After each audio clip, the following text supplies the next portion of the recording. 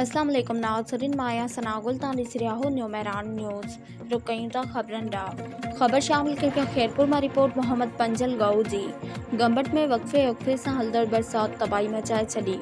हलंदड़ बरसात सबबि गंबट जो सुन्नत नगर हिंदू मोहल्ला ऐं पुराणो ऐं क़दीमी क़ब्रिस्तान सुन्नत आॾूराम बिल्कुलु बरसाती पाणी जी लपेट में अची वियो आहे, जॾहिं त क़ब्रिस्तान में 2 खां 3 फुट पाणी बीहजी वियो आहे। ॿिए पासे सुन्नत नगर मोहल्ले में बरसाती पाणी गॾु थी वियो आहे ऐं काफ़ी घरनि खे नुक़सानु थियो आहे ऐं उन सां गॾोगॾु हिंदू बिरादरी जो श्री राम मंदिर खे बि बरसाती पाणी हंधा नुक़सानु ॾिनो आहे।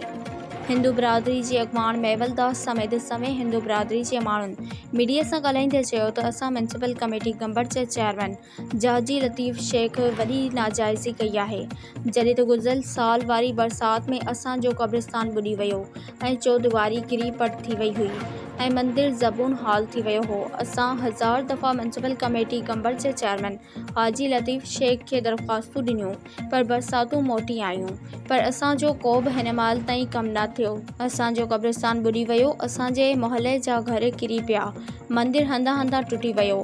हिननि हिंदू बिरादरी रहवासियुनि मकानी खाते जे सूबाई वज़ीर director local government DC Khairpur Mirs SC Gambat ऐं ॿियनि खां मुतालबो कयो त गंबट जे हिंदू मोहल्ला सुन्नत नगर ऐं क़दीमी क़ब्रिस्तान सुन्नत आॾूराम मां बरसात जो पाणी जल्द निकाल करे असांजी बेचैनी ख़त्म कई वञे।